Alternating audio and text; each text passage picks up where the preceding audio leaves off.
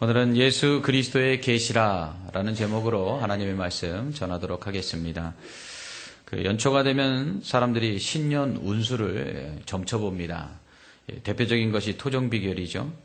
토정비결은 조선 중기 학자였던 이지함이 지은 도참서로 그 개인의 사주 중 태어난 연, 월, 일 이 세 가지를 육식갑자를 이용하여 1년 동안의 신수를 12달로 이렇게 달별로 알아보도록 만든 책입니다.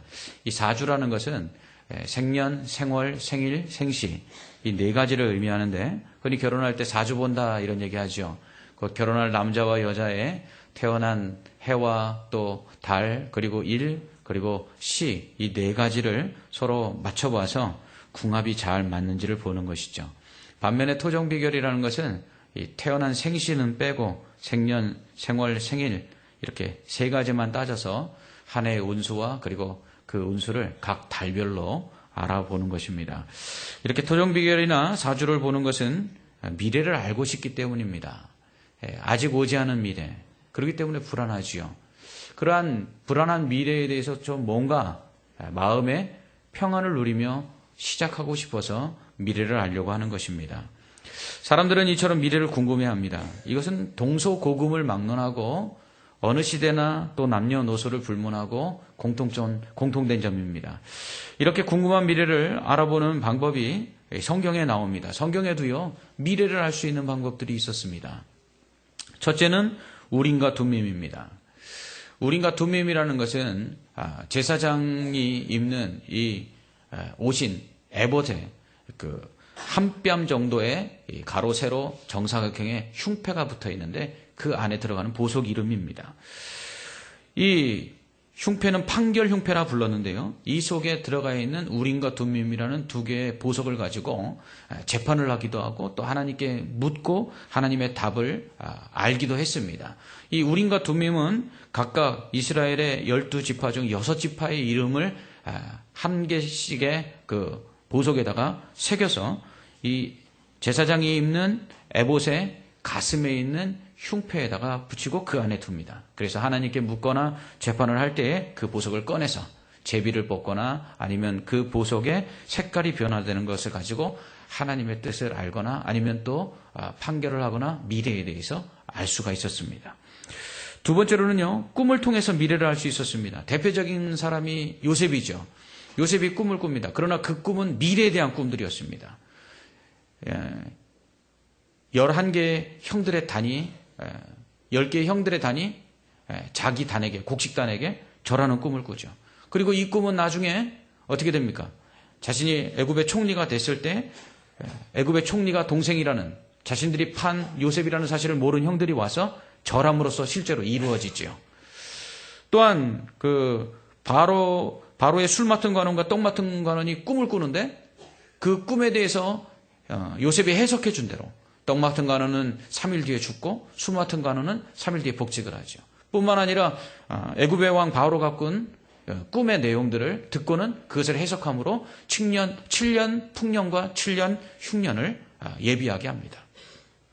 또 다른 대표적인 꿈으로 미래를 아는 사람은 다니엘입니다.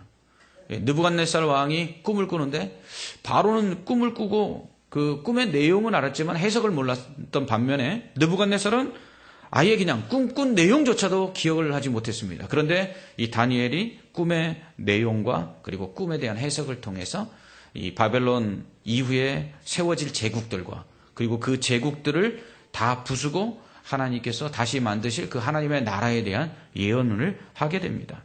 이처럼 꿈을 통해서 미래를 알 수 있었습니다. 세 번째로는 환상을 통해서입니다. 이스라엘 백성이 그 바벨론의 포로로 잡혀갔을 때 이제 우린 죽었다. 우린 소망이 없다.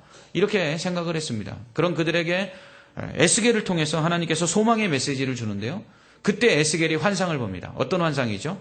마른 뼈 골짜기에 이 마른 뼈들이 가득한데 이것들이 다 둘러붙어 갖고 큰 군대가 되는 환상을 보여주십니다. 이것을 통해서 이스라엘이 마른 뼈처럼 소망이 없다고 하는 그들에게 하나님이 소망이 되셔서 하나님의 말씀으로 말미암아 그들을 회복하시고 그들을 다시 예루살렘으로 돌아가게 하시겠다는 그 약속의 메시지를 에스겔에게 환상을 통해서 보여주십니다. 그리고 네 번째로는요, 직접적인 말씀을 통해서 이 미래를 알려주십니다. 이때에는 특별히 천사들이나 아니면 선지자들을 통해서 하나님께서 이 미래에 대해서 말씀을 하셨어요. 특별히 아브라함 같은 경우 천사가 와서 내년 이맘때면 아들을 낳을 것이다 이렇게 직접 이야기하고요. 또 소돔과 고모라를 하나님께서 멸하실 것이다 이렇게 이야기하죠. 또 소돔과 고모라에 있던 아브라함의 조카 롯에게는 천사들이 직접 찾아와서 하나님이 불로 이 성을 심판하실 텐데 빨리 가족들을 데리고 도망가라 이렇게 직접 이야기합니다. 또한 엘리야 같은 경우도 광야에서 이제 죽기를 원할 때에 천사를 보내서 어루만지시고 그리고 먹이시고 그리고 다시금 그를 일으키셔서 호렙산으로 가게 하셔서 그곳에서 아주 세미한 음성 속에서 하나님의 말씀을 듣게 하십니다. 이처럼 우림과 두민, 꿈, 환상 그리고 음성을 통해서 하나님은 미래를 알려주셨습니다. 이렇게 하나님께서 미래에 일어날 일들을 미리 알려주시는 것을 이걸 계시라고 합니다. 계시라는 것은 무엇이냐면 하나님께서 사람들에게 보여주시는 것 이런 의미입니다. 이 덮여져 있던 것들을 이렇게 드러내서 보여주고 알려주는 것 이게 계시거든요.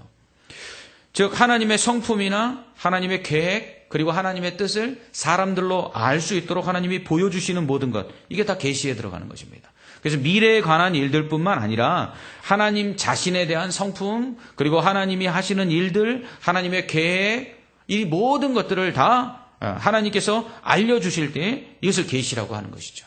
그래서 하나님께서는 우리에게 계시를 하시는 분입니다. 그런데 하나님 왜 계시를 하시는 것일까요? 우리가 스스로 하나님을 알 수 없기 때문입니다. 사람이 죄를 범함으로 말미암아 이 귀가 닫혀지고요. 눈이 어두워졌어요. 그래서 하나님을 볼 수도 없고 또 하나님의 음성을 들을 수도 없는 것입니다. 그리고 스스로는 하나님에 대해서 알 길이 막혔어요. 그러므로 하나님께서 알려주실 때만 우리는 하나님을 알 수 있고 하나님을 볼 수 있고 하나님의 음성을 들을 수가 있는 것입니다. 그렇기 때문에 인간에게 하나님이 알려주시기 전까지는 하나님에 대한 모든 것은 다 신비요 비밀일 뿐입니다. 그렇다면 계시의 내용들은 어떤 것일까요?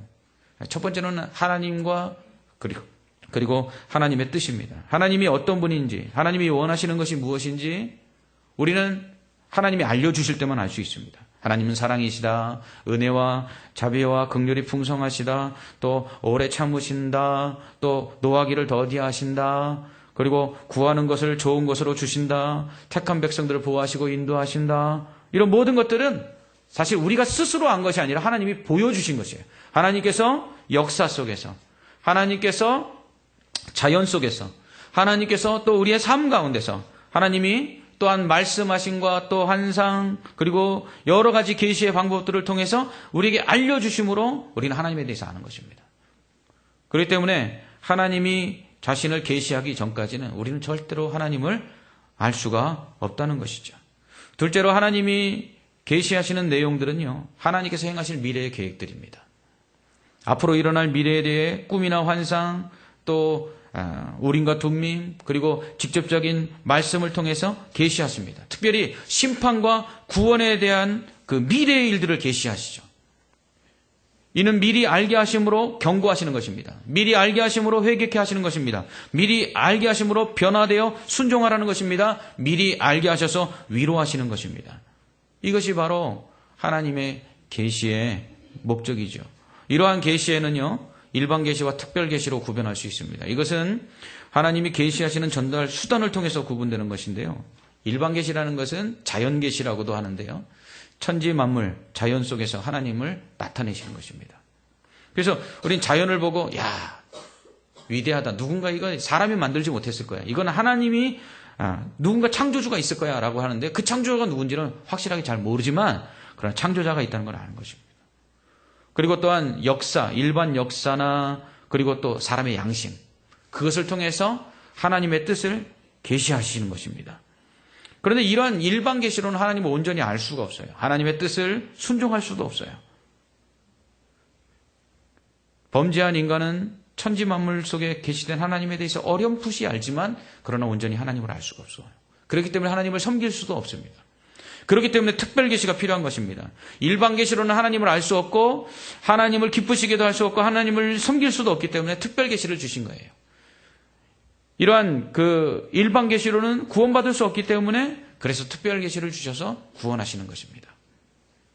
특별 계시라는 것은 일반적이며 자연적인 계시 방법이 아니라 특별한 영적 감동이나 꿈이나 환상, 직접적인 음성 등을 통해서 계시하는 것을 의미하죠. 방금 말씀드렸던 환상이나 우림과 둠밈, 그리고 꿈, 그리고 직접적인 어떤 음성, 이런 것들은 다 특별 계시에 해당하는 것입니다. 천사를 통해서, 선지자를 통해서 베푸시는 기적들, 이런 것들이 다 특별 계시에 해당하는 것입니다. 이것들을 통해서 하나님이 행하실 일들과, 그리고 하나님의 뜻과, 그리고 하나님이 어떠한 분이신지 하나님에 대해서 계시하시는 것이죠. 특별 계시 중에 단연 최고의 특별 계시는 바로 성육신 하신 예수님입니다. 예수님은 하나님께서 인류의 죄에 대해 심판하시고 구원하실 것에 대한 메시지를 직접 가지고 오셨어요. 이러한 예수님을 통해서 인류의 구원과 심판에 대해 기록하고 있는 것이 바로 성경입니다. 그러므로 특별 계시는 예수 그리스도이시고, 그리고 특별 계시는 이 예수 그리스도를 기록하고 있는 성경이라는 것입니다. 이 성경에 기록된 이 예수 그리스도는 바로 하나님이 누구신지를 우리에게 알려주십니다. 예수님이 말씀하셨어요. 나를 본 자는 아버지를 본 자다. 곧 예수 그리스도를 볼 때 하나님을 보는 것이고요. 예수 그리스도의 말씀을 들을 때 하나님의 음성을 듣는 것입니다. 우리는 예수님께서 행하신 일들을 통해서 하나님이 어떤 분이신지를 알 수가 있는 것이죠. 그러므로 하나님께서 또 행하실 심판과 구원에 대해서도 예수님께서 이 땅에 오셔서 보여주신 그 행동들과 그리고 말씀들을 통해서 우리는 알 수 있습니다. 이처럼 예수 그리스도를 통해서 하나님이 계획하시고 또 하나님이 원하시고 하나님이 누구신가를 보여주시는 이 특별 계시, 이것들을 기록해 놓은 것이 바로 성경이라는 것입니다. 그렇기 때문에 성경 역시 특별 계시입니다. 이처럼 특별 계시인 성경은 성육신 하신 예수님을 계시하고 있는데요. 예수님이 누구신지를 알면 하나님이 누구신지를 알 수 있고, 예수님이 행하신 일을 보면 하나님이 행하실 일을 알 수 있고, 예수님의 성품을 보면 하나님의 성품이 어떠한지를 우리가 알 수 있게 되는 것입니다. 그리고 그분에 대하여 기록하고 있는 이 성경을 통해서 우린 또한 동일하게 하나님이 누구시며 하나님이 어떠한 분이시며 하나님 무엇을 행하실지 우리가 알 수 있게 되는 것이죠. 그렇기 때문에 성경 전체는 바로 이 하나님의 계시다라고 말할 수 있는 것입니다. 그래서 우리가 계시의 말씀이라고 하는 것이죠. 특별히 신약 성경은 이 계시 중에 예수 그리스도를 주제로 하고 있습니다. 히브리서 1장 1절로 2절을 보면 옛적의 선지자들을 통하여 여러 부분과 여러 모양으로 우리 조상들에게 말씀하신 하나님이 이 모든 날 마지막에는 아들을 통하여 우리에게 말씀하셨으니 이 아들을 만유의 상속자로 세우시고 또 그로 말미암아 모든 세계를 지으셨느니라. 아멘. 이렇게 말씀합니다. 그렇습니다. 이전에는 하나님께서 선지자나 그리고 또 여러 모양으로 하나님께서 계시하셨어요.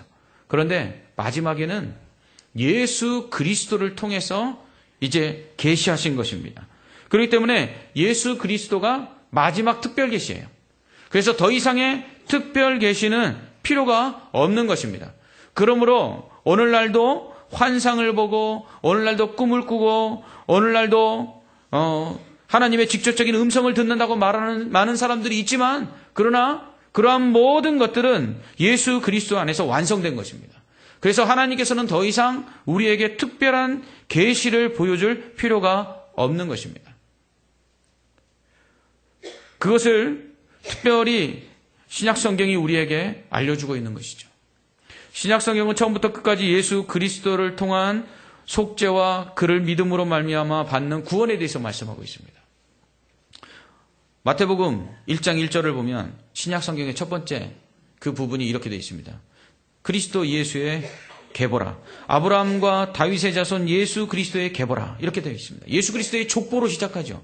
뭐냐면 아브라함과 다윗에게 약속하신 대로 내 후손이 모든 민족의 복의 근원이 될 것이라는 그 약속을 예수 그리스도가 성취하기 위해서 바로 다윗과 아브라함의 자손으로 이 땅에 태어났다는 것을 보여주는 것입니다.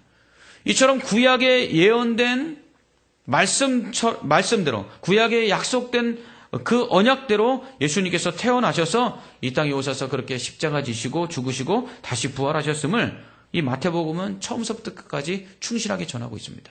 그러니까 첫 번째 부분이 참 중요하죠. 예수 그리스도의 계보라. 예수 그리스도의 족보라. 예수 그리스도는 약속하신 대로 오셔서 그 모든 구원 사역을 이루었다. 이것을 마태복음이 처음부터 끝까지 충실하게 이야기합니다. 그렇다면 요한계시록은요? 성경, 신약성경의 마지막 책인 요한계시록 1장 1절은 이렇게 이야기합니다. 예수 그리스도의 계시라.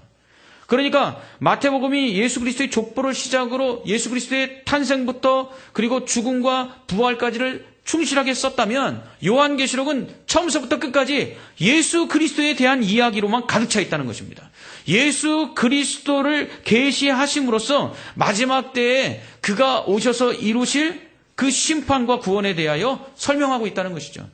그러므로 우리는 이 요한계시록의 말씀을 보면서 우리는 철저하게 예수 그리스도의 이 계시라는 사실을 잊지 않고 읽어야 합니다. 처음서부터 끝까지 이 요한계시록에 기록된 말씀은 오직 예수 그리스도에 관한 말씀이라는 것을 우리는 중심에서 읽어야 된다는 것입니다. 그렇지 않으면 이 요한계시록을 해석하는 데 있어서 문제가 발생하는 것입니다. 그렇다면 오늘 읽은 요한계시록 1장은 계시의 말씀인데 어떠한 계시를 우리에게 주고 있는가? 첫 번째로 말씀드린 것처럼 예수 그리스도의 계시라는 것입니다. 많은 이단들이 이 요한계시록을 해석하면서 사람들을 미혹합니다. 대부분의 사람들이 잘 이해할 수 없는 이 요한계시록들의 내용들을 이해할 수 있도록 쉽게 해석해 놓은 이 이단들의 꼬임에 사람들이 넘어갑니다. 그 이유가 뭘까요? 그거는 요한계시록을 잘 모르기 때문입니다. 요한계시록이 무엇을 위해 기록됐는지를 모르기 때문입니다. 요한계시록 1장 1절은 말합니다. 예수 그리스도의 계시라. 곧 예수 그리스도에 관하여 계시하고 있는 말씀이 요한계시록이니까 오직 요한계시록을 읽으면서 우리가 집중해야 되는 것은 바로 예수 그리스도라는 것입니다. 그래서 예수 그리스도가 누구신지 그리고 예수 그리스도가 무엇을 위해 이 땅에 오셨는지를 우리가 잊지 않으면 요한계시록을 온전히 해석해 나갈 수 있는 것이죠. 그러므로 요한계시록을 온전히 해석해 나가는 열쇠는 바로 무엇입니까? 예수 그리스도라는 것입니다. 마태복음이 1장의 예수 그리스도의 계보, 족보를 이야기하듯이 예수 그리스도의 족보를 보면 결국은 구약에 약속하신 메시아라는 것을 알 수 있듯이 요한계시록의 예수 그리스도의 계시라는 것을 통해서 예수 그리스도가 누구신지를 알면 이 요한계시록에 기록된 계시의 말씀들이 술술술 풀려나간다는 것입니다. 그러므로 요한계시록에 있는 모든 계시의 말씀들은 예수 그리스도와 연결시켜서 해석해야 합니다. 예수 그리스도와 연결시켜서 해석하고 그리고 때로는 해석이 잘 안 되는 부분은 그냥 예수 그리스도를 이해하기만 하면 그러면 그 부분은 잘 알지 못한다 할지라도 두렵지 않게 되는 것이죠. 그런데 이단들은 이 예수 그리스도가 아닌 사람들이 단지 알 수 없어서 불안해하는 이 마지막 때의 이 묘사들을 두려운 마음을 가지고 있게 함으로써 예수 그리스도를 믿게 하는 것이 아니라 자기 이단들에 빠지게 하고 이단들의 가르침을 받으면 마치 이 마지막 때에 일어날 이 무시무시한 일들로부터 구원받을 수 있는 것처럼 속인다는 것입니다. 그러므로 우리는 철저하게 예수 그리스도에게 집중해서 이 요한계시록의 이 신비한 묘사들을 해석할 필요가 있습니다. 이는 하나님이 그에게 주사 반드시 속히 일어날 일들을 그 종들에게 보이시려고 그의 천사를 그 종 요한에게 보내어 알게 하시는 것이라 라는 이 1절 그 다음 말씀을 통해서 우리는 더욱더 확실하게 뒷받침받을 수 있습니다. 요한계시록에 있는 말씀은 예수 그리스도를 통해 일어날 일들에 대해서 속히 일어날 일들에 대해서 기록된 예언의 말씀이라는 거예요.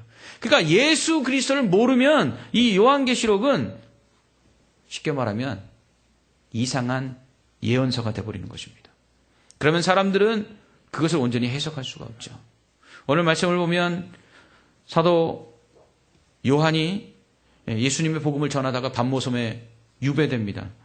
그 유배된 그에게 천사가 나타나서 예수 그리스도와 그분이 행하실 일들에 대해서 말씀하신 것을 기록해 놓은 것이 바로 이 요한계시록이라는 것입니다. 이러한 요한계시록은 마지막 때에 예수님이 재림하시기 전, 그리고 재림하셔서, 그리고 재림하신 이후에 일어날 일들에 대해서 기록된 미래의 예언들입니다. 이 예언의 말씀을 읽고 듣고 지켜야 합니다. 그럴 때 복이 있습니다. 때가 가까웠기 때문이죠. 어떤 때가요? 예수님의 심판의 때가. 예수님의 재림의 때가 가까웠다는 거예요. 그러므로 예수님의 이 심판과 재림의 때가 가까웠으니까 뭐 하라는 거예요? 재림을 준비하라는 거죠. 그러기 위해서 이 예언의 말씀을 읽고 그리고 듣고 지키라는 것입니다. 그러면 복을 받죠. 어떤 복을 받습니까? 심판에서 건진받아 구원의 복을 받는 것입니다. 이러한 예언의 말씀은 아시아에 있는 7 교회들에게 보내졌습니다. 요한계시록에 기록된 예언의 말씀들은 그러니까 교회를 향해 주신 말씀입니다. 11절 말씀을 보면 에베소, 서모나, 버가모, 두아디라, 사데, 빌라델비아, 라오디게아 이러한 7 교회들에게 보내졌는데요. 예수 그리스도 그분의 재림을 준비하라고 교회를 향해서 경고하고 있고 격려하고 있고 그리고 위로하고 있는 말씀이 바로 요한계시록이라는 것입니다. 이렇게 교회를 향해서 예수 그리스도의 재림을 준비하라고 예언하신 주체는 바로 예수님이십니다. 교회 머리요 주인이시며 왕이신 예수님은 예수님이 다시 오실 때에 교회들이 책망받지 않고 칭찬받기를 원하십니다. 그래서 요한계시록을 통해서 마지막 주님이 재림하실 때 칭찬받을 준비를 하라고 책망받지 않도록 하라고 이 예언의 말씀을 기록하여서 읽고 듣고 지키도록 하는 것입니다. 교회를 향한 이 예언의 말씀을 주신 예수님 그러면 어떤 분입니까? 요한계시록 1장에서 다음과 같이 교회를 향해 예언하시는 예수님에 대해서 설명하고 있습니다. 먼저는 이제도 계시고 전에도 계시고 그리고 또 장차 오시리라고 4절에 말씀합니다.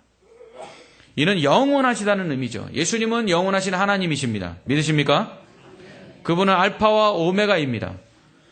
이 헬라어 곧 그리스어의 그 첫 번째 알파벳 글자가 알파입니다. 영어의 A에 해당하죠. 마지막 글자가 오메가입니다. 이게 영어의 Z에 해당합니다. 그러니까 하나님은 시작과 끝이라는 것입니다. 곧 예수님은 하나님으로서 예수님이 계셨기에 시작이 됐고 예수님이 계시기 끝난다는 거예요. 예수님이 세상을 창조하신 하나님이시고요. 그리고 재림하심으로 세상을 마지막 끝내실 하나님이시라는 거예요. 이게 바로 예수 그리스도이십니다. 그분이 시작하시면 시작되고요. 그분이 끝내시면 끝나는 것입니다. 이러한 예수님은 죽은 자들 가운데서 먼저 부활하셨다고 5절에 말합니다. 또한 예수님은 우리를 사랑하셔서 그 피로 우리를 죄로부터 해방하셨다고 말합니다. 그리고 6절은 하나님을 위하여 우리를 나라와 제사장으로 삼으셨다고 말합니다. 그렇습니다. 예수님은 구원자이십니다. 예수님은 우리 죄를 용서해 주셨습니다. 어떻게 해요? 자기의 죽음으로. 십자가에서 피 흘려 우리를 대신해서 죽음으로 우리의 죄를 용서해 주셨어요. 그 예수님은 우리를 사랑하십니다. 그 예수님을 믿으면 우리는 죄 사함을 받고 그리고 사망의 권세를 이기고 부활의 첫 열매가 되신 예수님처럼 다시 부활할 것입니다. 예수님을 믿는 우리는 바로 하나님 나라입니다. 우리가 하나님 나라입니다. 예수님 말씀하셨어요. 하나님의 나라는 너희 중에 있다. 우리가 하나님을 믿을 때 하나님 나라가 되는 것이고요. 더 나아가서 우리는 제사장이 되어서 하나님 얼굴을 배우면 죽는다고 생각했던 그 두려우신 하나님 앞에 당당히 나아가서 은혜를 구할 수 있게 된 것입니다. 이러한 예수님은 또한 땅의 임금들의 머리이십니다. 5절에 말씀하고 있습니다. 예수님은 만왕의 왕이요 온 우주의 통치자이십니다. 지금 하나님 우편에 계셔서 그분은 세상을 다스리고 계십니다. 그리고 그분은 다시 오실 것입니다. 다시 오셔서 세상을 완전히 그 하나님의 통치 아래 집어넣기 위해서 구원하시고 그리고 심판하실 것입니다. 그때에는요 구름을 타고 다시 오실 것입니다. 그때는 천사장들의 나팔소리와 함께 모든 사람의 눈이 똑똑히 보는 가운데서 오실 것입니다. 그때에는 그를 찌른 자도 본다고 그랬으니까 모든 사람들이 다 부활하여서 부활하신 주님이 다시 재림하시는 것, 승천하신 주님이 다시 재림하시는 것을 보게 될 것입니다. 예수님께서 승천하실 때 하늘을 멍하니 쳐다보는 제자들에게 천사들이 나타나 말합니다. 갈릴리 사람들아 어찌하여 서서 하늘을 쳐다보느냐. 너희 가운데서 하늘로 올려지신 이 예수는 하늘로 가심을 본 그대로 오시리라. 아멘. 그렇습니다. 예수님이 베들레헴 마구간에 태어나셔서 누우실 곳이 없어서 말구 위에 누우셨어야 합니다. 예수님의 초림은 아는 사람이 별로 없었어요. 천사가 얘기한 대로 목자들이나 아니면 별을 보고 온 동방박사, 그 정도가 예수님의 탄생을 알았어요. 그러나 예수님의 재림은요, 모든 사람이 다 알게 될 것입니다.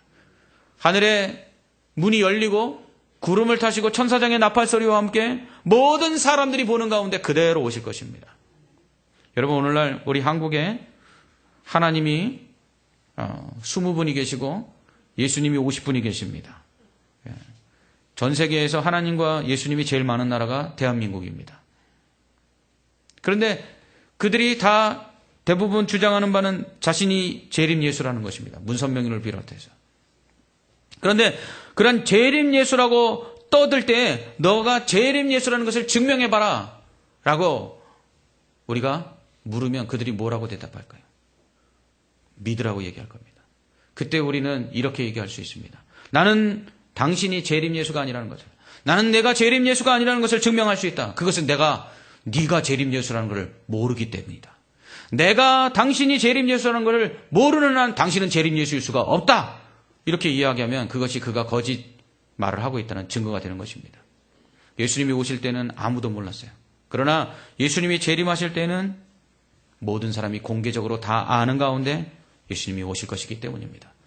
그러므로 이단의 교주들이 자신을 재림 예수라고 얘기할 때 우린 속을 필요가 없습니다. 그가 아무리 큰 기적을 베풀고 그리고 아무리 사람들을 현혹할 만한 말재주를 가지고 있다 할지라도 우리가 그가 재림 예수로 오는 것을 보지 못하는 한 그는 결코 재림 예수일 수가 없다는 것입니다.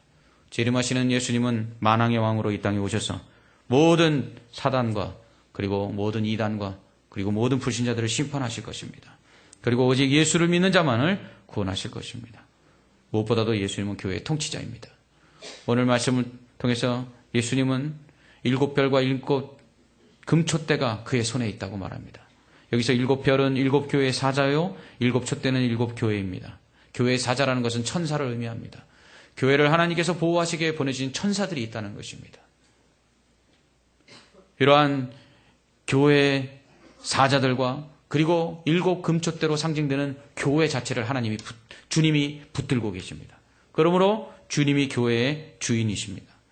새 가족들이 교회에 이렇게 등록을 하면 성경 공부를 가르치다가 제가 이렇게 물을 때가 있습니다. 교회의 주인이 누구죠? 그러면 목사님이요 하고 대답하는 분들이 계십니다. 그럼 제가 가르쳐 줍니다. 교회의 주인은 사람이 아닙니다. 교회 주인은 목사도 아니요, 장로도 아니요, 어떠한 사람도 교회 주인일 수 없습니다. 교회의 주인과 교회의 머리는 오직 예수님입니다.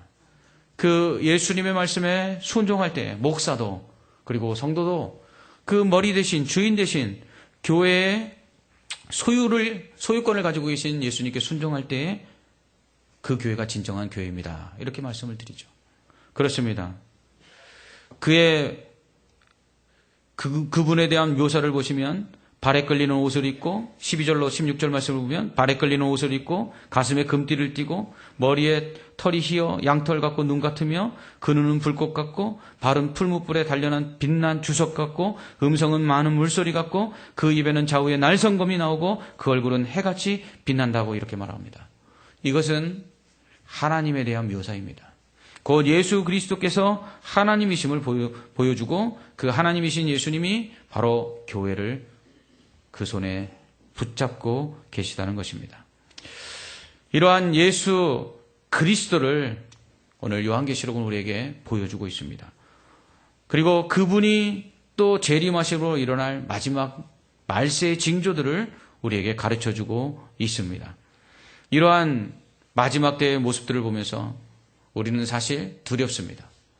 요한계시록의 말씀을 쭉 읽어보면 사실 미래에 되어질 일들이 우리를 겁나게 합니다. 그러나 우리가 주목해야 될 것은 미래에 일어날 일들이 아니라는 것입니다. 요한계시록을 보면서 여러분들 꼭 기억해야 될 것은 요한계시록을 보면서 우리가 집중해야 될 것은 바로 예수 그리스도라는 것입니다.